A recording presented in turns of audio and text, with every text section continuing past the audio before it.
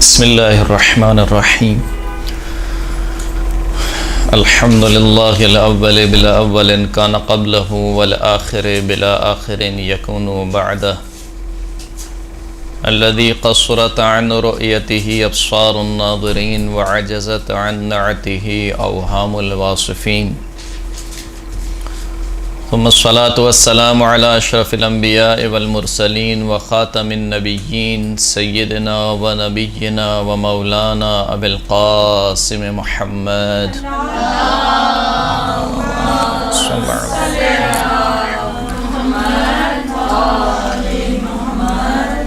وعلى آله الطيبين الطاهرين المعصومين الذين أذهب الله عنهم الرجس وطهرهم تطهيرا. صلى الله على محمد. واللعنة الدائمة على أعدائهم من يوم ظلمهم إلى قيام يوم الدين. أما بعد، فقد قال الله سبحانه وتعالى في كتابه المجيد والفرقان الحميد وهو أصدق الصادقين وقوله الأحسن. بسم الله الرحمن الرحيم. ومن يعمل سوءا أو يظلم نفسه ثم يستغفر الله يجد الله غفورا رحيما. صلاة پڑھیں محمد و آل محمد.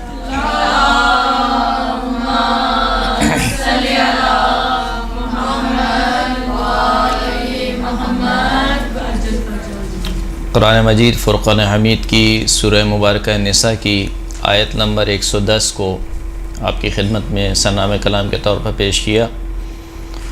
ارشاد رب العزت ہو رہا ہے کہ وَمَن يَعْمَلْ سُوءًا، جو کوئی بھی کسی برائی کا ارتکاب کرے، کوئی برا کام کرے، او یظلم نفسہ، یا پھر اپنے نفس پر ظلم کر بیٹھے،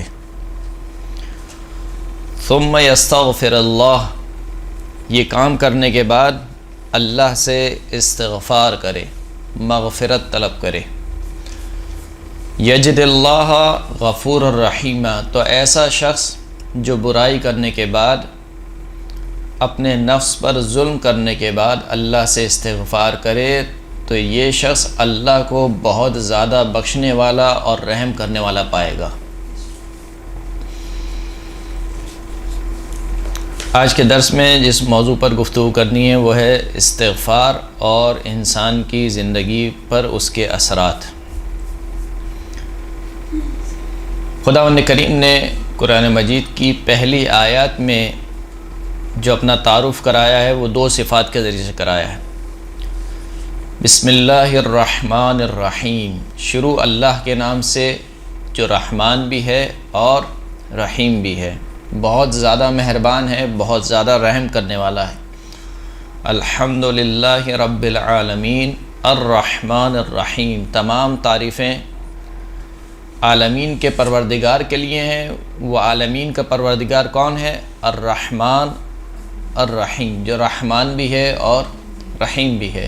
پھر ایک جگہ خداوند کریم ارشاد فرماتا ہے کہ وَرَحْمَتِي وَسِعَتْ كُلَّ شَيْءٍ، میری رحمت ہر چیز پر حاوی ہے، ہر چیز کا احاطہ کیا ہوا ہے.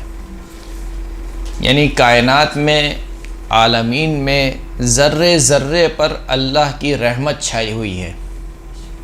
اور حقیقت یہ ہے کہ اگر ایک لمحے کے لیے خداوند کریم کی رحمت اس کائنات سے ہٹ جائے تو یہ کائنات دھرم برہم ہو جائے، برباد ہو جائے گی. خدا کی رحمت سے جو یہ کائنات چل رہی ہے، اور اس کی رحمت اس قدر وسیع ہے، اس قدر وسیع ہے کہ انسان کے تصور سے زیادہ وسیع ہے. یعنی انسان سوچ نہیں سکتا کہ خداوند کریم کس قدر مہربان ہے، کس قدر رحیم ہے. مولا کائنات امیر المؤمنین علی ابن ابی طالب علیہ الصلوۃ والسلام،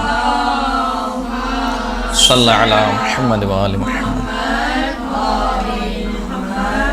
دعائے کمیل کا جو پہلا فقرہ ہے مولا کا، سب سے پہلا فقرہ کیا ہے؟ اللہم انی اسألک برحمتک التی وسعت کل شیء، اے پروردگار، اے میرے معبود، میں تجھ سے سوال کرتا ہوں تیری اس رحمت کے وسیلے سے جو ہر چیز پر حاوی ہے. جس نے ہر چیز کا احاطہ کیا ہوا ہے۔ تو وہ خداوند کریم بہت رحیم ہے، بہت مہربان ہے۔ کس قدر رحیم اور کس قدر مہربان ہے کہ وہ خداوند کریم جو غنی علی الاطلاق ہے۔ غنی علی الاطلاق کا مطلب کیا ہے؟ یعنی اسے کسی چیز کی ضرورت نہیں ہے، کسی چیز کی ضرورت نہیں ہے، نہ اسے کسی فرشتے کی ضرورت ہے، نہ اسے کسی انسان کی ضرورت ہے، نہ اسے کسی انبیاء کی ضرورت ہے، یعنی خود اس کی کوئی ضرورت نہیں ہے، غنی ہے۔ غنی کا مطلب کیا ہوتا ہے؟ بے نیاز۔ ایھا الناس انتم الفقراء الی اللہ واللہ هو الغنی الحمید۔ اے لوگو تم سب کے سب اللہ کے فقیر ہو، سب کے سب اللہ کے فقیر ہو۔ واللہ هو الغنی الحمید، اور اگر کوئی بے نیاز ہے تو فقط خداوند کریم ہے جو بے نیاز ہے، نہ صرف بے نیاز ہے بلکہ صاحب حمد بھی ہے، هو الغنی الحمید۔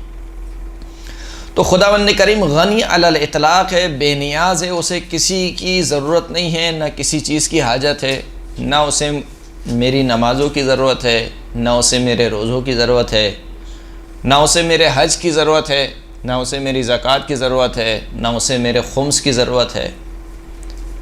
خداوند کریم خود قرآن مجید میں ارشاد فرمانا ہے کہ دیکھو یہ جو تم قربانی کرتے ہو، نہ اس قربانی کا گوشت اللہ تک پہنچتا ہے، نہ اس قربانی کا خون اللہ تک پہنچتا ہے، ولیکن ینالہ التقوی منکم، لیکن جو چیز اللہ تک پہنچتی ہے وہ تمہارا تقوی ہے۔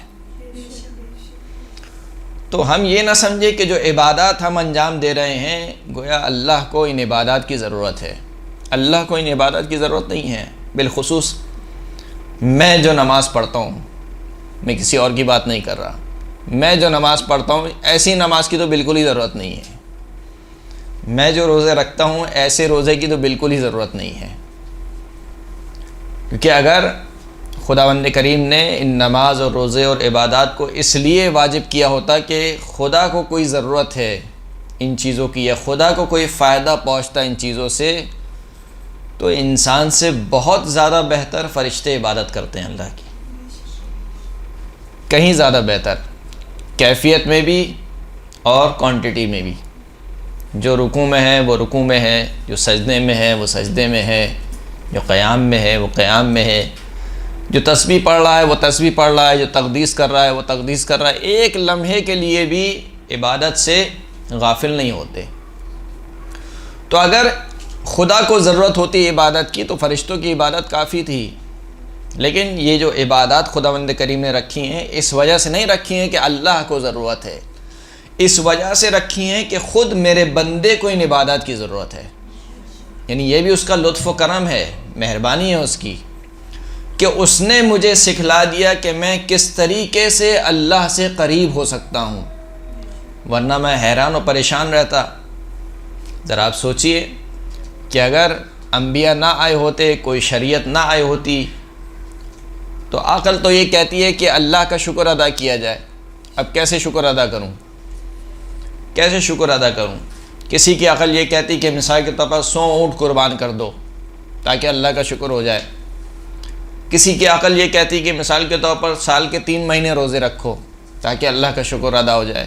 کسی کی عقل یہ کہتی کہ رات دن نمازیں پڑھتے رہو اور نمازوں میں مصروف رہو تاکہ اللہ کا شکر ادا ہو جائے۔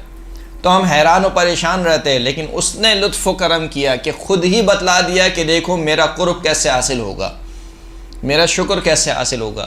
تو یہ جو عبادات خداوند کریم نے رکھی ہیں یہ خود میرے لیے رکھی ہیں، میرے فائدے کے لیے رکھی ہیں، اس سے اللہ کو کوئی فائدہ حاصل نہیں ہوتا۔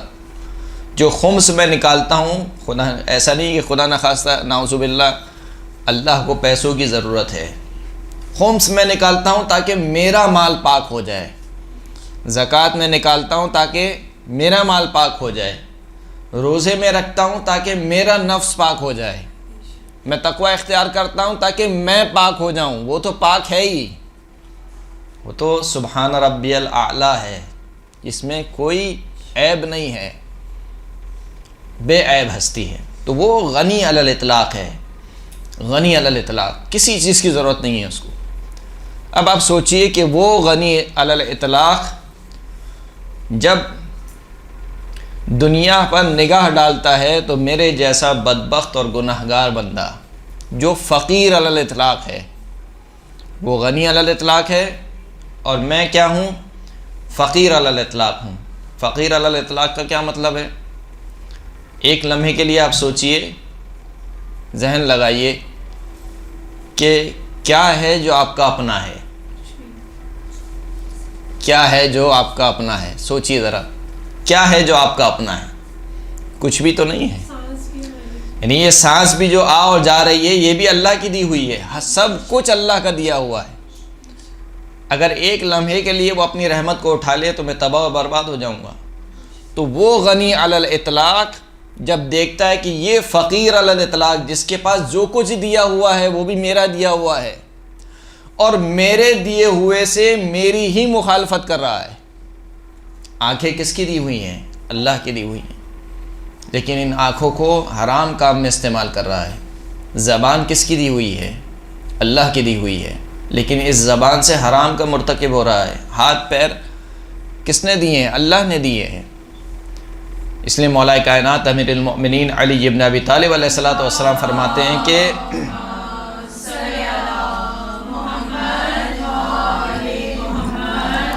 کم از کم خدا کی دی ہوئی نعمتوں سے خدا کی معصیت نہ کرو۔ جو خدا نے تمہیں نعمتیں دی ہیں کم از کم ان سے اللہ کی معصیت نہ کرو۔ تو وہ غنی علی الاطلاق جب دیکھ رہا ہے کہ یہ فقیر علی الاطلاق بندہ جس کے پاس جو کچھ ہے وہ میرا دیا ہوا ہے، اس کے باوجود میرے دیے ہوئے سے میری مخالفت کر رہا ہے، اور اس کے باوجود یہ دیکھتے ہوئے بھی وہ مجھ پر فوراً عذاب نازل نہیں کر رہا،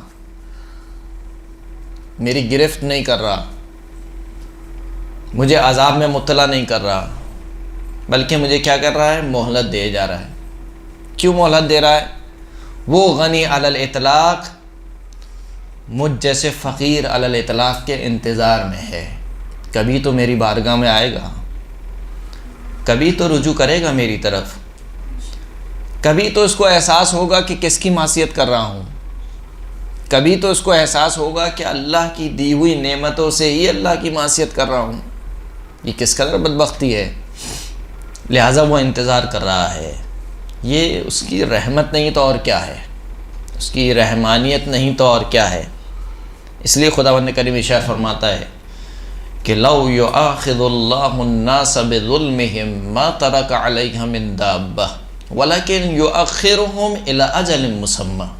اگر خداوند کریم لوگوں کے ظلم کی وجہ سے، یعنی لوگوں کے گناہوں کی وجہ سے ان کی پکڑ کرنے لگے، ان کا مواخذہ کرنے لگے، ان کی گرفت کرنے لگے، تو ما ترک علیہ من دابہ، اس روئے زمین پر کوئی ایک جاندار بھی باقی نہیں بچے گا، کوئی ایک جاندار بھی۔ یعنی انسان کے اعمال اس قابل نہیں ہے کہ اس کے اوپر رحم کیا جائے، یہ انسان اس قابل نہیں ہے کہ اس کے اوپر رحم کیا جائے۔ اللہ کا لطف و کرم ہے، اس کا فضل ہے کہ وہ سب کچھ دیکھتے ہوئے بھی علیم بذات الصدور ہے، نیتوں کے حال کو جانتے ہوئے بھی، اعمال کو جانتے ہوئے بھی عذاب دینے میں جلدی نہیں کرتا، بلکہ عذاب دینے میں جلدی نہیں کرتا، برعکس اس نے بہانے ڈھونڈے ہیں بخشنے کے، بہانے ڈھونڈے ہیں، کہا فلاں کام کر لو تمہیں بخش دوں گا، کسی مومن کو کھانا کھلا دو تمہیں بخش دوں گا، کسی مومن کو ایک گلاس پانی پلا دو تمہیں بخش دوں گا، ماں باپ کی طرف محبت بھری نگاہ سے دیکھو تمہیں بخش دوں گا۔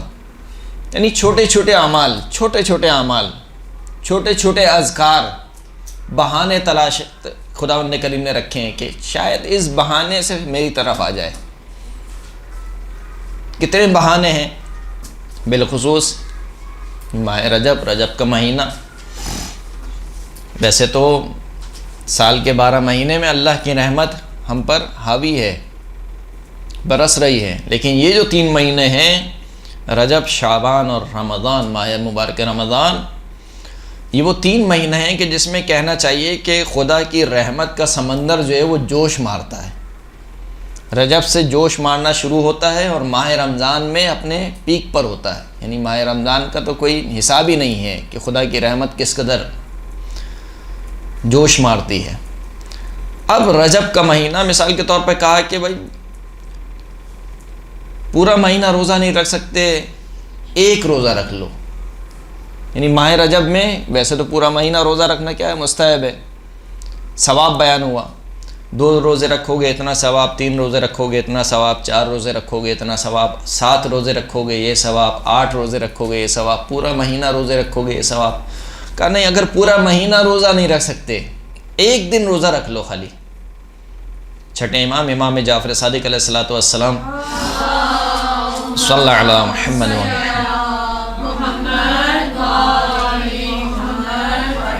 امام کی خدمت میں ایک شخص آیا جس کا نام ہے سالم۔ سالم کہتا ہے کہ رجب کا مہینہ تقریباً گزر چکا تھا لیکن کچھ ایام ابھی باقی تھے، تو مجھ سے امام نے کیا کہ اے سالم، کیا اس مہینے میں روزے رکھے ہیں؟ تو جواب میں سالم نے کہا کہ ابن رسول اللہ، خدا کی قسم ایک روزہ بھی نہیں رکھا، ایک روزہ بھی نہیں رکھا۔ امام نے جواب دیا کہ لقد فاتک من ثوابک ما لا يعلم مبلغہ الا اللہ، تجھ سے وہ ثواب محروم ہو گیا کہ جس کی انتہا سوائے اللہ کے اور کوئی نہیں جانتا۔ یعنی ماہ رجب میں روزہ رکھنے کا ثواب، اس کی انتہا کیا ہے سوائے اللہ کے، اللہ جانتا ہے بس اس کی ثواب کی انتہا کیا ہے۔ تو بہرحال جب یہ جملہ سنا تو پشیمان ہوا، کہا کہ مولا ابھی تو رجب میں کچھ ایام باقی ہیں، اگر ابھی کچھ روزے رکھ لوں تو کچھ تھوڑا بہت ثواب مل جائے گا۔ امام نے فرمایا کہ اگر جو شخص ماہ رجب کے آخر میں، اب یہ آخر چل رہا ہے تقریباً، آج کون سی تاریخ ہو گئی؟ 21 رجب ہے، یعنی آخری عشرہ ہے، جو شخص آخر میں ایک دن روزہ رکھ لے خالی، فقط ایک دن، کان لہ امانا من سکرات الموت، ایک روزہ موت کی سختی سے بچا لے گا۔ ایک روزہ صرف موت کی سختی سے نہیں، وحول المطلع، برزخ کے عذاب سے بچا لے گا، ومن عذاب القبر، قبر کے عذاب سے بچا لے گا۔ تو یہ بہانہ نہیں تو اور کیا ہے، ایک روزے پہ خداوند کریم کہہ رہا ہے کہ میں بچا لوں گا، یعنی وہ خداوند کریم تو انتظار میں ہے کہ کسی طریقے سے میری طرف آ جائے۔ ان بہانوں میں سے ایک بہانہ ہے استغفار، انسان کیا کرے؟ استغفار کرے۔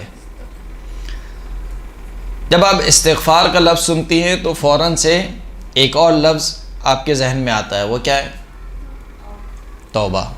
استغفار اور توبہ، کیا یہ دونوں ایک ہی چیز کے دو نام ہیں، استغفار اور توبہ، یا نہیں استغفار الگ ہے اور توبہ الگ ہے؟ الگ ہے۔ اچھا، توبہ یہ ہے کہ ہم جو گناہ کر رہے ہیں اس سے بچیں، صحیح، اور پھر استغفار کریں۔ وہ گناہ سے بچنا تو تقویٰ ہو گیا۔ مطلب 6 چیزیں مولا علی نے بتائی تھیں کہ جب تم صحیح گناہوں سے بچنا چاہتے ہو تو وہ 6 چیزیں تو سمجھے یاد نہیں، لیکن انہوں نے کہا تھا کہ ان سے بچو تو پھر توبہ کرو۔ صحیح۔ در واقع قرآن مجید میں جو آیات آئی ہیں ان سے پتہ چلتا ہے کہ استغفار اور توبہ دو الگ الگ چیزیں ہیں۔ جیسے کہ جناب ہود نے اپنی قوم سے کہا کہ استغفروا ربکم ثم توبوا الیہ، اے میری قوم اپنے رب سے استغفار کرو پھر کیا کرو؟ توبہ کرو۔ اس کا مطلب ہے کہ استغفار الگ ہے اور توبہ الگ ہے، اور یہ تقریباً 2-3 آیت میں اس طریقے سے آیا ہے۔ استغفار کیا ہے اور توبہ کیا ہے؟ استغفار غفرہ سے نکلا ہے۔ غفرہ کے معنی ہوتے ہیں چھپا لینے کے، ڈھانپ لینے کے۔ عربی میں کہا جاتا ہے کہ مثال کے طور پر سفید کپڑے پر اگر سیاہ دھبا لگ جائے تو کہا جاتا ہے کہ میں نے اس کپڑے کو رنگوا لیا تاکہ وہ سیاہ دھبا کیا ہو؟ چھپ جائے۔ تو فقط اغفر ثوبہ، یعنی اس نے اپنے کپڑے کو چھپا لیا، رنگ کو چھپا لیا، چھپا لینے کو بولتے ہیں غفرہ۔ استغفار یعنی اللہ سے یہ طلب کرنا، خدایا تو مجھے اپنی رحمت کے سائے میں چھپا لے، تو مجھے اپنی رحمت کے ذریعے سے ڈھانپ لے، یہ ہے استغفار۔ استغفار ایک دعا ہے، استغفار ایک ذکر ہے۔ کیسی دعا ہے؟ امام جعفر صادق علیہ الصلوۃ والسلام ارشاد فرماتے ہیں صلی اللہ علیہ محمد وآل محمد، فرماتے ہیں کہ ان الاستغفار من اجمع الدعاء، استغفار جامع ترین دعاؤں میں سے ایک دعا ہے۔ جامع ترین کا کیا مطلب ہے؟ جب آپ دعا مانگتے ہیں تو دو چیزیں آپ کے مد نظر ہوتی ہیں، وہ کیا؟ ایک یہ کہ آپ کی دنیا بھی سنور جائے اور آپ کی آخرت بھی سنور جائے۔ استغفار وہ چیز ہے کہ جس سے دنیا بھی سنور جاتی ہے اور اس سے آخرت بھی سنور جاتی ہے۔ اس وجہ سے استغفار کو کیا کہا گیا؟ جامع ترین دعا۔ خیر الدعاء الاستغفار، سب سے بہترین دعا کیا ہے؟ استغفار ہے۔ تو استغفار ایک دعا ہے، استغفار ایک ذکر ہے۔ توبہ کیا ہے؟ توبہ نہ دعا ہے نہ ذکر ہے۔ توبہ نہ دعا ہے نہ ذکر ہے، بلکہ مکلف کا ایک فعل ہے، یعنی عمل ہے، مکلف کا ایک عمل ہے۔ جب مجھ سے نعوذ باللہ کوئی گناہ سرزد ہو جائے تو واجب ہے کہ میں فوراً سے دو کام واجب ہیں، فوراً سے نادم ہوں، نادم ہو جاؤں، جو کام مجھ سے سرزد ہو گیا ہے اس پر ندامت کا اظہار کروں، یعنی ایک کیفیت میرے دل میں پیدا ہونی چاہیے جو ندامت والی کیفیت ہو، پشیمانی والی۔ دوسرا، مصمم ارادہ کروں کہ آئندہ دوبارہ یہ گناہ نہیں ہوگا۔ ان دو چیزوں کا نام توبہ ہے، اس کے علاوہ اور کوئی چیز توبہ نہیں ہے۔ یعنی بس اوقات کچھ مطالب ہمارے یہاں اس طریقے سے پیش کیے جاتے ہیں کہ مکلف یہ سمجھتا ہے کہ اب تو بڑا سنگین کام ہو گیا ہے توبہ کرنا، حالانکہ خدا نے بہت آسان رکھا ہے توبہ کو بہت آسان رکھا ہے۔ خیر اتنا آسان بھی نہیں رکھا ہے جتنا ہم سمجھ رہے ہیں، لیکن بہرحال جیسے کہ اشارہ ہوا، مولا کائنات کے سامنے ایک شخص استغفر اللہ کہہ رہا تھا تو مولا نے کہا کہ کیا تو جانتا ہے کہ توبہ کیا ہے؟ 6 چیزوں کا نام لیا کہ یہ 6 چیزیں جب تک نہیں ہوں گی اس وقت تک توبہ مکمل نہیں ہوگی۔ نادم ہو اپنے کیے پر، مصمم ارادہ کرے کہ آئندہ نہیں کرے گا، حرام کام کی وجہ سے جو گوشت وغیرہ، جو چربی وغیرہ انسان کے جسم میں پیدا ہوئی ہے اس کو کیا کرے؟ پگھلائے۔ کس طریقے سے پگھلائے گا؟ روزے کے ذریعے سے، اللہ کی اطاعت کے ذریعے سے۔ جو واجبات لوگوں کے رہ گئے گردن پر، کسی کا مال کھایا ہے اس مال کو ادا کرے، خدا کے واجبات رہ گئے، نمازیں نہیں پڑھی ہیں، روزے نہیں رکھے ہیں، ان کی قضا کرے۔ تو یہ 6 چیزیں ہیں، پھر اس کے بعد انسان توبہ کرے۔ بہرحال تو توبہ ایک فعل کا نام ہے، لیکن استغفار کیا ہے؟ ذکر ہے اور کیا ہے؟ دعا ہے۔ اس کے علاوہ ایک بہت لطیف سا فرق ہے استغفار اور توبہ میں، وہ کیا ہے کہ اگر انسان کا بدن یا انسان کا لباس میلا ہو جائے، گندا ہو جائے، تو انسان پہلے کیا کرتا ہے؟ سب سے پہلے گندگی کو صاف کرتا ہے اور پھر اس کو دھوتا ہے۔ تو یہ جو گندگی کے صاف کرنے والا عمل ہے یہ استغفار ہے، اور پھر اس کے بعد جو دوسرا اس کو تزیین اور زینت دینے والا عمل ہے وہ کیا ہے؟ توبہ ہے۔ تو یہ استغفار اور توبہ میں فرق ہے۔ ایک جو بہت ہی جسے کہنا چاہیے کہ واضح فرق ہے استغفار اور توبہ میں، جب بھی آپ کے سامنے استغفار کا لفظ کا آتا ہے تو آپ کے ذہن میں کیا آتا ہے؟ آپ سے اگر کوئی کہہ کہ استغفار کرو، مثال کے طور پر ابھی میں آپ سے کہوں کہ چلیں بھائی آپ استغفار کریں، تو مثال کے طور پر آپ پوچھیں گے کہ میں نے کون سا گناہ کر دیا ہے؟ نہیں ہے۔ ابھی میں کسی کو بولوں کہ بھائی استغفار کرو تو وہ پوچھے گا بھائی کیا ہو گیا، میں نے کوئی گناہ نہیں کیا تو میں کیوں استغفار کروں؟ اس کا مطلب ہے کہ ہم کیا سمجھتے ہیں کہ استغفار کب ہوتا ہے؟ جب گناہ کریں، حالانکہ ایسا نہیں ہے۔ استغفار ایک مکمل عبادت ہے، مستقل عبادت ہے، چاہے گناہ ہو یا نہیں ہو، استغفار مستحب ہے، استغفار عبادت ہے۔ یہی وجہ ہے کہ روایت کہتی ہے، چھٹے امام جعفر صادق علیہ السلام فرماتے ہیں صلی علی محمد و آل محمد، کان رسول اللہ صلی اللہ علیہ وآلہ وسلم ما یقوم من مجلس وان خف الا استغفر اللہ 25 مرہ۔ چھٹے امام فرماتے ہیں کہ رسول اللہ کی عادت یہ تھی کہ جب بھی کسی محفل میں بیٹھتے تھے، وَإِنْ خَفَّ، اگرچہ کہ تھوڑی دیر کے لیے کیوں نہ ہو، 5 منٹ 2 منٹ کے لیے کسی محفل میں بیٹھتے تھے، اس محفل سے اس وقت تک نہیں اٹھتے تھے جب تک 25 مرتبہ استغفار نہ کر لیں۔ 25 مرتبہ استغفار۔ ایک اور روایت میں ہے کہ رسول اللہ ہر روز صلی اللہ علیہ وآلہ وسلم ہر روز اللہم صلی علی محمد و آل محمد 70,000 مرتبہ استغفار کرتے تھے، من غیر ذنب، یعنی بغیر کسی، رسول اللہ کی کوئی گناہ نہیں ہے، بغیر گناہ کے 70,000 مرتبہ استغفار کیا کرتے تھے۔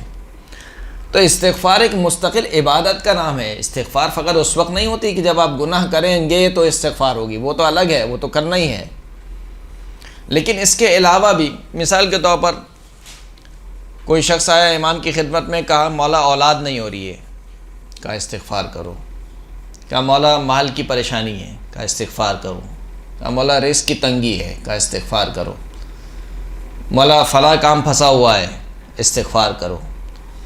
تو فقط گناہ کے لیے نہیں ہے، خود قرآن مجید میں ارشاد ہو رہا ہے وَإِنِ اسْتَغْفِرُوا رَبَّكُمْ ثُمَّ تُوبُوا إِلَيْهِ يُمَتِّعْكُمْ مَتَاعًا حَسَنًا إِلَىٰ أَجَلٍ مُّسَمًّى۔ خدا نے کریم ارشاد فرماتا ہے کہ اپنے رب سے استغفار طلب کرو، پھر اس کی طرف توبہ کرو، رجوع کرو اس کی طرف، تو کیا ہوگا؟ يُمَتِّعْكُمْ مَتَاعًا حَسَنًا، تمہیں ایک لمبی زندگی دے گا۔ لمبی زندگی بھی کیسی؟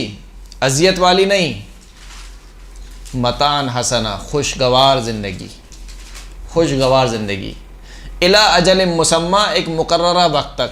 اگر استغفار کرو گے تو، یعنی اگر لمبی عمر چاہتے ہو تو کیا کرو؟ استغفار کرو۔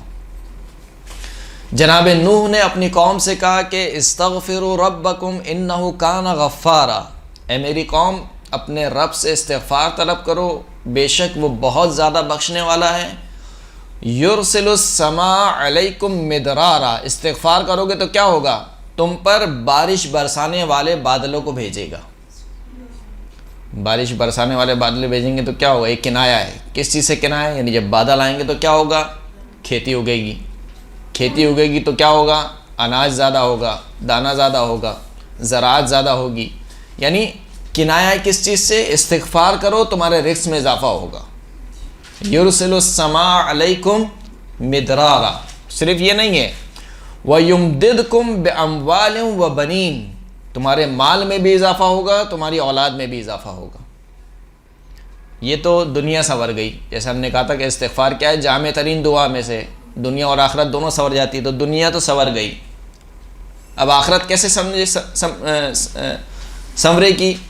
وَيَجْعَلْ لَكُمْ جَنَّاتٍ وَيَجْعَلْ لَكُمْ أَنْهَارًا، اور آخرت میں خداوند کریم تمہارے لیے باغات قرار دے گا، اور آخرت میں تمہارے لیے نہریں قرار دے گا۔ تو اس سے بہتر اور کیا دعا ہوگی کہ انسان کی دنیا بھی سنور جائے اور انسان کی آخرت بھی سنور جائے۔ لہٰذا اگر انسان چاہتا ہے کہ دنیا اور آخرت کو سنوارے، ہمیشہ خدا سے استغفار کرے۔ من کثر ہمومہ فلیکثر الاستغفار، جس کے غم بہت زیادہ بڑھ جائے، یعنی جو ہمیشہ غمگین رہتا ہو، امام فرماتے ہیں کہ اس کو چاہیے کہ کثرت سے استغفار کرے، کثرت سے استغفار کرے۔ امام کا ایک صحابی ہے، اس کا نام ہے محمد ابن ریان۔ محمد ابن ریان جو ہے وہ کہتا ہے کہ میں نے امام کی خدمت میں ایک خط لکھا اور کہا کہ ایک دعا ارشاد فرما دیجئے 4 کاموں کے لیے۔ اسألہ ان یعلمنی دعاء للشدائد والنوازل والمہمات وان یخصنی کما خص آباؤہ موالیہم۔ 4 کاموں کے لیے دعا چاہیے۔ پہلا کام کیا ہے؟ للشدائد، مشکلوں کے لیے کوئی ایسی دعا ارشاد فرما دیجئے کہ اگر مشکلوں میں گھرا ہوا ہوں تو میری مشکلات حل ہو جائیں، للشدائد۔ والنوازل، ایسی دعا ارشاد فرما دیجئے کہ اگر کوئی مصیبت آ گئی ہے مثال کے طور پر تو مصیبت برطرف ہو جائے، کوئی بھی مصیبت آ گئی تو مصیبت جو ہے برطرف ہو جائے۔ والمہمات، ایسی دعا ارشاد فرما دیجئے کہ اگر کوئی بہت ہی اہم کام پھنسا ہوا ہو میرا، وہ نہیں ہو پا رہا ہو، تو وہ کام ہو جائے۔ 3 چیزیں ہو گئی۔ چوتھی چیز بہت اہم ہے، چوتھی چیز بہت اہم ہے جو آپ میں سے ہر ایک شخص ہی چاہے گا۔ وَأَن يَخُصَّنِي كَمَا خَصَّ آبَاؤُهُ مَوَالِيهِمْ۔ مولا آپ کے شیعہ بہت ہیں، بہت ہیں، لیکن مجھے خاص شرف دیجئے کہ میں آپ سے مخصوص ہو جاؤں، یعنی آپ کا قرب حاصل ہو جائے، جس طریقے سے آپ کے آباء و اجداد نے اپنے چاہنے والوں کو اپنوں سے مخصوص کر لیا۔ تو 4 کام ہیں۔ کون کون سے کام ہیں؟ پریشانی دور ہو جائے، مصیبت برطرف ہو جائے، اہم کام ہو وہ جو ہے وہ اہم کام انجام پا جائے، اور آپ کا قرب حاصل ہو جائے، آپ سے مخصوص ہو جاؤں۔ 4 کام۔ امام نے جواب میں کیا کیا لکھا؟ جواب میں امام نے لکھا کہ الزم الاستغفار، پابندی سے استغفار کرو، 4 چیزیں مل جائیں گی۔ پابندی سے استغفار کرو، اس کا مطلب یہ کہ استغفار فقط اس وقت نہیں کیا جاتا جب انسان سے گناہ ہو جائے، فقط اس وقت نہیں کیا جاتا، بلکہ کوئی بھی انسان کی پریشانی ہو، استغفار ایک جسے کہنا چاہیے کہ مجرب عمل ہے۔ آج کل بالخصوص خواتین جو ہے وہ عملیات کے پیچھے زیادہ ہوتی ہیں، کوئی ایسا عمل مل جائے، کوئی ایسا عمل، کوئی تعویذ، کوئی ایسی دعا مل جائے، چھوٹی سی دعا امام نے ارشاد فرمائی، کہا استغفار کرو، استغفار، استغفر اللہ، بیٹھے ہوئے ہو کہتے رہو استغفر اللہ، بس استغفار ہو رہی ہے۔ تو کہا 4 کام چاہتے ہو تو یہ ایک دعا ہے 4 کاموں کے لیے۔ اسی طریقے سے امام علی رضا علیہ الصلوۃ والسلام، اللہم صلی علی محمد، امام کے صحابی نے بھی امام سے کہا کہ وہ ان کو امام ایک ایسی دعا ارشاد فرما دیں کہ اذا قلتہ کنت معکم فی الدنیا والآخرہ، مولا ایسی دعا ارشاد فرما دیجئے کہ جب وہ دعا پڑھوں تو میں دنیا میں بھی آپ کے ساتھ ہوں، آخرت میں بھی آپ کے ساتھ ہوں۔ اس سے بڑھ کر اور کیا چاہیے انسان کو؟ دنیا میں بھی امام کے ساتھ ہو، آخرت میں بھی امام کے ساتھ ہو۔ امام نے جواب میں لکھا کہ اکثر تلاوت ان انزلنا، اگر یہ کام چاہتے ہو کہ دنیا اور آخرت میں ہمارے ساتھ ہو تو ان انزلنا یعنی سورہ قدر کی کثرت سے تلاوت کرو۔ وَأَرْتِبْ شَفَتَيْكَ بِالْإِسْتِغْفَارِ، دوسرا کام یہ کرو کہ اپنے ہونٹوں کو استغفار سے تر رکھو۔ کیا مطلب اپنے ہونٹوں کو استغفار سے تر رکھو؟ یعنی ہمیشہ استغفار کرتے رہو، استغفار ہمیشہ۔ ویسے تو استغفار کے لیے کچھ مخصوص اوقات ذکر ہوئے ہیں روایت میں، جیسے سحر کا وقت ہے، المستغفرین بالاسحار، قرآن مجید میں بھی آیا ہے، جو سحر کے وقت اللہ سے استغفار طلب کرتے ہیں۔ سحر کا وقت کون سا ہوتا ہے؟ جس وقت ہم سحری کھاتے ہیں، جی، صبح صادق سے پہلے کا جو وقت ہوتا ہے وہ سحر کا وقت کہلاتا ہے۔ سحر کے وقت استغفار کرنا، یعنی یہ جسے کہتے ہیں کہ استغفار کو بوسٹ کر دیتا ہے۔ استغفار کسی بھی دن میں کبھی بھی آپ کریں وہ اپنا اثر دکھائے گی، لیکن اس ٹائم پہ زیادہ اثر ہوگا استغفار کا۔ اسی طریقے سے فجر کے بعد، نماز فجر کے بعد استغفار کرنا، نماز عصر کے بعد استغفار کرنا۔ روایت کہتی ہے کہ جو شخص نماز عصر کے بعد استغفار کرے 70 مرتبہ تو خداوند کریم اس کے 700 گناہ معاف کر دیتا ہے، 700 گناہ۔ اور عجیب روایت ہے کہ اگر اس کے خود کے گناہ نہ ہوں تو اس کے ماں باپ کے گناہ معاف کر دیتا ہے، اور کہا اگر اس کے ماں باپ کے گناہ نہ ہوں تو اس کے بہن بھائیوں کے گناہ معاف کر دیتا ہے، کہ اگر بہن بھائیوں کے بھی گناہ نہ ہوں تو پھر رشتہ داروں کے گناہ معاف کر دیتا ہے، کہ رشتہ داروں کا بھی گناہ نہ ہو تو پڑوسیوں کے گناہ معاف کر دیتا ہے۔ یعنی اس سے بڑھ کر خدا کی رحمت اور کیا ہوگی؟ تو یہ کچھ مخصوص اوقات بھی ذکر ہوئے ہیں، لیکن استغفار فقط ان اوقات سے مخصوص نہیں ہے۔ سرکار ختمی مرتبت حضرت محمد مصطفیٰ صلی اللہ علیہ وآلہ وسلم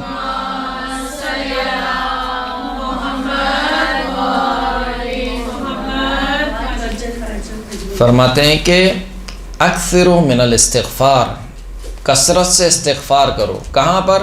فی بیوتکم، اپنے گھروں میں، وفی مجالسکم، جس مجلس میں بیٹھے ہوئے ہو کثرت سے استغفار کرو، وفی مواعدکم، سفرے پہ بیٹھے ہوئے ہو استغفار کرو، وفی طرقکم، راستہ چل رہے ہو استغفار کرو. وَأَيْنَمَا كُنْتُمْ جہاں کہیں بھی ہو استغفار کرو, جہاں کہیں بھی ہو. کیوں؟ اِنَّكُمْ لَا تَعْلَمُونَ مَتَى تَنزِلُ الْمَغْفِرَةُ, کیونکہ تم نہیں جانتے کہ کس وقت اللہ کی مغفرت نازل ہو جائے. انسان کو نہیں معلوم, ہو سکتا ہے کہ وہ ابھی استغفار کر رہا ہو, ابھی ہی مغفرت کا نزول ہو جائے, صبح کے وقت ہو جائے, شام کے وقت ہو جائے. لہٰذا جس موقع پر بھی جیسے تمہیں موقع ملے اللہ سے کیا کرو؟ استغفار کرو. استغفار ویسے تو میں نے عرض کیا کہ زیادہ اس کی تاکید کب ہوئی ہے؟ گناہ کے بعد. یعنی اگر کوئی گناہ انسان سے سرزد ہو جائے تو فوراً سے کیا کرے؟ استغفار کرے. کہ متقین کی صفات میں خداوند کریم بیان فرماتا ہے کہ والذین اذا فعلوا فاحشۃ او ظلموا انفسهم ذکروا اللہ فاستغفروا لذنوبہم. متقی افراد وہ ہیں کہ جب کوئی برائی انجام دے دیں یا اپنے نفسوں پر ظلم کر بیٹھیں تو فوراً سے اللہ کو یاد کرتے ہیں. جب اللہ کو یاد کرتے ہیں تو کیا کرتے ہیں؟ فاستغفروا لذنوبہم, پس اپنے گناہوں کے لیے اللہ سے استغفار کرتے ہیں. اور پھر اس کے بعد کا جو جملہ ہے وہ بڑا عجیب جملہ ہے, وَمَن يَغْفِرُ الذُّنُوبَ إِلَّا اللَّهُ. کون ہے اللہ کے علاوہ جو گناہوں کو بخش دے؟ کون ہے جو اللہ کے علاوہ گناہوں کو بخش دے؟ در واقع استغفار بسا اوقات جب ہم اس طریقے سے گفتگو کرتے ہیں کہ اس کا کثرت سے ذکر کرو, کثرت سے ذکر کرو, تو ایک جو اہم مشکل دیکھی گئی ہے معاشرے میں وہ یہ ہے کہ ہم الفاظ کی حد تک محدود ہو جاتے ہیں. یعنی تسبیح اٹھائی ہم نے اور بس پڑھ رہے ہیں, سبحان اللہ پڑھ رہے ہیں, مثال کے طور پر استغفر اللہ پڑھ رہے ہیں, لیکن بسا اوقات اس وقت جس وقت ہم یہ ذکر کر رہے ہوتے ہیں عین اس وقت ہم وہ کام کر رہے ہوتے ہیں جو اس ذکر کے منافی ہے. مثال کے طور پر زبان سے کہہ رہا ہوں کہ استغفر اللہ, لیکن آنکھیں مثال کے طور پر چل رہی ہیں گناہوں میں. کیا مثال کے طور پر زبان سے کہہ رہا ہوں استغفر اللہ, لیکن کان میں مثال کے طور پر گانا چل رہا ہے؟ ایسا ہوتا نہیں ہے, لیکن بہرحال ایک مثال دینے کے لیے. تو یہاں فرماتے ہیں کہ جو شخص استغفار کرے اور گناہ بھی انجام دے وہ ایسا ہے جو اللہ کے ساتھ مذاق کر رہا ہے. یعنی استغفار کرو لیکن اللہ کے ساتھ مذاق نہ کرو. یعنی یہ جملہ واقعاً رلا دینے والا جملہ ہے. یہ انسان اللہ کے ساتھ مذاق کر رہا ہے, اللہ کے ساتھ استغفار بھی کر رہا ہے اور اللہ کی معصیت بھی کر رہا ہے. یہ دو کام جمع نہیں ہو سکتے ہیں. یا استغفار کرے یا اللہ کی معصیت نہ کرے, چھوڑ دے اللہ کی معصیت. تو اس استغفار کا جو معنی ہے اس کو اپنی زندگی میں پیدا کیجیے. ہم نے درس کی ابتدا میں کیا کہا؟ استغفار کے معنی کیا ہے کہ اللہ کی رحمت کو طلب کرنا, کہ خدا مجھے اپنی رحمت میں چھپا لے, مغفرت عطا فرما. اس کو اپنی زندگی میں پیدا کیجیے, یعنی اس مطلب کو اپنی زندگی میں ڈھال لیجیے. گویا معصوم یہ فرمانا چاہ رہے ہیں کہ دیکھو ایک لمحے کے لیے بھی یہ نہ سمجھو کہ تم اللہ سے جدا ہو کر زندہ رہو گے, تم اللہ سے جدا ہو کر شاد و آباد رہ سکتے ہو. ایک لمحے کے لیے بھی یہ فکر تمہارے وہم و گمان میں نہیں آنی چاہیے. تم لمحہ لمحہ محتاج ہو کس کے؟ اللہ کی. در واقع دعا اور استغفار اگر کہا جائے یہ جملہ تو غلط نہیں ہوگا.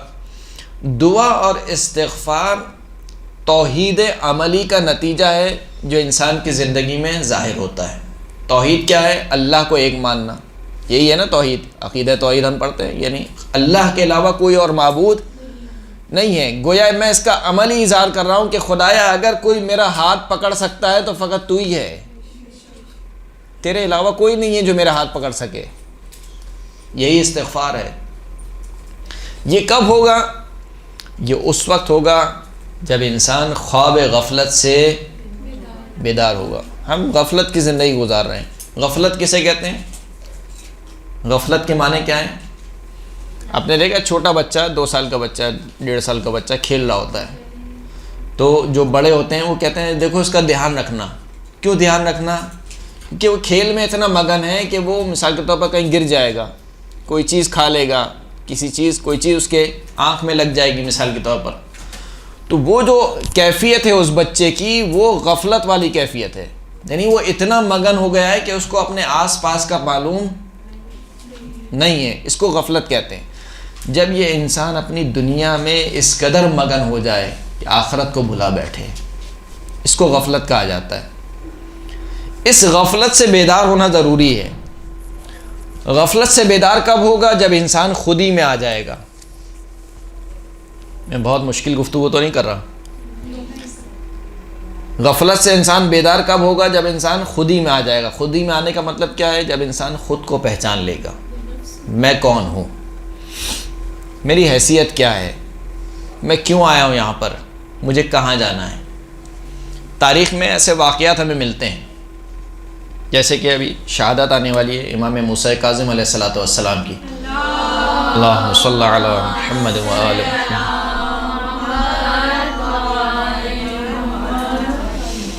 امام کا گزر ہوا، ایک گھر کے پاس سے، اس گھر سے آواز آ رہی تھی کس کی؟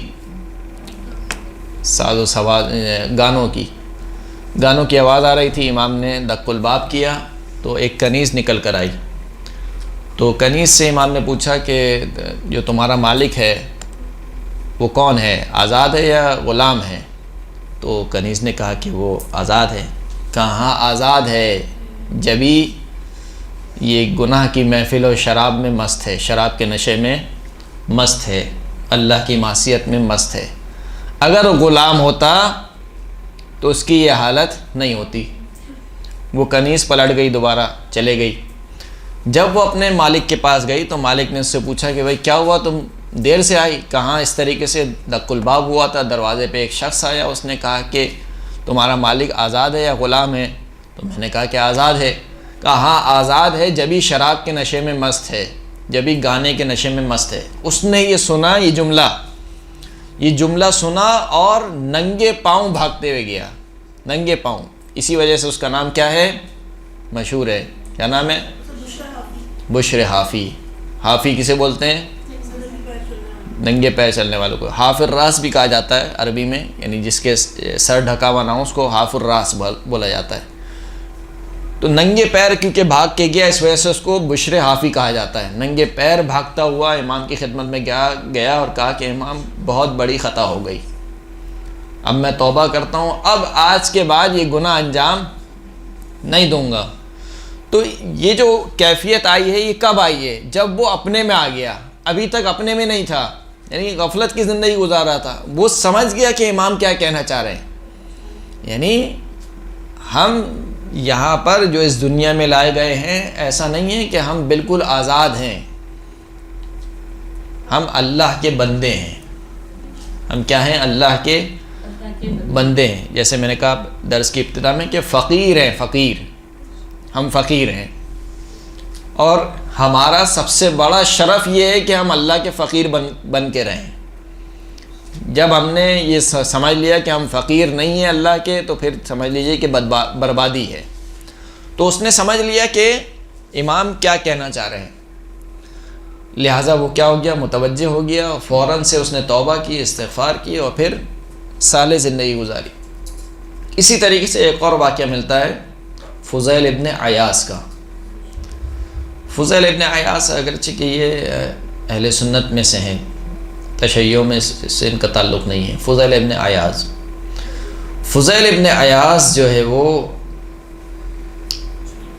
قطاع الطریق تھے، یعنی ڈاکو ڈکیتی کا کام کرتے تھے۔ یہ راستوں کے میں جو بھی قافلے جاتے تھے ان کو لوٹا کرتے تھے۔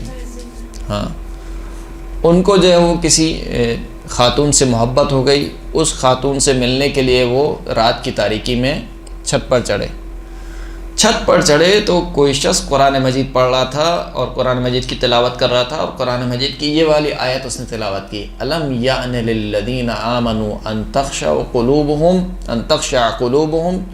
لذکر اللہ۔ کیا ابھی بھی وقت نہیں آیا ان لوگوں کے لیے کہ جو ایمان لائے کہ ان کے قلوب اللہ کے ذکر میں پگھل جائیں؟ یہ آیت اس نے پڑھی اور گویا جسے کہنا چاہیے کہ اس کو شوق ہوا، کرنٹ لگا، اور اس نے وہیں پر ارادہ کیا کہ بس اب بہت ہو گیا۔ وہ اتر کے آ گیا وہاں سے، اتر کے آنے کے بعد ایک جنگل میں چلا گیا، رات وہاں پر بسر کی، تو اس نے دیکھا کہ کچھ لوگ ہیں کہ جو کہہ رہے ہیں کہ بھائی ابھی یہیں پہ ٹھہر جاتے ہیں کیونکہ آگے جو ہے وہ فضیل ہوگا، وہ فضیل ہمیں لوٹے گا، لہٰذا اب صبح سفر کریں گے، لہٰذا ابھی یہیں پر سو جاتے ہیں۔ تو اس کو بڑی پشیمانی ہوئی اپنے اوپر کہ مخلوق خدا مجھ سے ڈر رہی ہے، جبکہ سزاوار یہ تھا کہ مجھے اللہ سے ڈرنا چاہیے تھا۔ لہٰذا اس نے مصمم ارادہ کیا اور پھر اس کے بعد وہ زاہدوں میں سے ہو گیا۔ تو یہ دو واقعات، اس طریقے کے کئی واقعات موجود ہیں، بالخصوص جناب حر علیہ السلام کا واقعہ۔ جناب حر کون ہیں؟ جناب حر وہ ہیں جو سبب بنے ہیں امام حسین کے کربلا آنے کا، لیکن اس کے باوجود ٹہل رہے ہیں، شب عاشور خیمے میں ٹہل رہے ہیں کہ کیا ہوگا کل۔ ایک طرف فاطمہ کا لال حسین، ایک طرف یزید۔ پسر سعد کے پاس آتے ہیں اور کہتے ہیں کہ کیا تو نے ارادہ کر لیا ہے کہ کل جنگ ہوگی؟ کہاں کل جنگ ہوگی، مصمم ارادہ ہے۔ جب حر نے سمجھ لیا کہ اب کوئی راستہ نہیں ہے، ایک ہی راستہ ہے فقط، وہ کیا ہے کہ فاطمہ کے لال کے قدموں میں پڑ جاؤں، اس کے علاوہ کوئی راستہ نہیں ہے۔ چلے اپنے بیٹے کو لے کر پانی پلانے کے بہانے اور آئے اس کی خدمت میں، امام حسین علیہ السلام کی خدمت میں۔ اس سے پہلے کہ وہ امام کی خدمت پر پہنچتے، مولا نے کہا کہ جاؤ ہمارے مہمان آ رہے ہیں۔ جناب عباس اور جناب علی اکبر نے استقبال کیا جناب حر کا۔ حر کے ہاتھ بندھے ہوئے تھے پشت گردن، اور کہا کہ مولا مجھے معاف کر دیجئے، کیا میری توبہ قبول ہو گئی؟ کہاں حر تیری توبہ قبول ہو گئی۔ اور یعنی اگر دیکھا جائے گناہ کے اعتبار سے دیکھا جائے تو ایک طریقے سے سبب ہے کربلا کے واقع ہونے کا، لیکن اس کے باوجود مہلت سے استفادہ کرتے ہوئے توبہ کی، متوجہ ہو گئے۔ کہا مولا میں بہت سوچتا تھا کہ جب میں پسر سعد یعنی عبید ابن زیاد کے دربار سے جب میں نکل رہا تھا تو میرے پشت پردہ سے کسی نے صدا دی تھی کہ اے حر تجھے جنت کی بشارت ہو۔ تو میں سوچتا تھا کہ کیسی جنت ہے کہ حسین کو قتل کرنے جا رہا ہوں اور مجھے بشارت دی جا رہی ہے جنت کی۔ اب میں سمجھا کہ کیوں مجھے بشارت دی گئی تھی جنت کی۔ جناب حر نے جنگ لڑی، اور وہ واقعہ آپ سنتے ہیں جناب حر کے مصائب میں، اور حر نے ایسی توبہ کی کہ حر کے سر کا تاج کیا بنا؟ رومال جناب سیدہ۔ ایک بہت بڑا عامل یہ بھی ہے، انسان سے اگر گناہ سرزد ہو جائیں تو استغفار، توبہ، یہ سب اپنی جگہ ہیں، یہ سب اپنی جگہ ہیں، لیکن جو بہترین وسیلہ ہے وہ محمد اور آل محمد کی ذات گرامی ہے، اور اس میں بھی بہترین وسیلہ امام حسین پر آنسو بہانا۔ میں نے عرض کیا تھا کہ خدا نے بہانے ڈھونڈے ہیں نا، انہی بہانوں میں سے ایک بہانہ یہ ہے کہ حسین کی غربت پر ایک آنسو بہا لو، بخش دوں گا تمہیں۔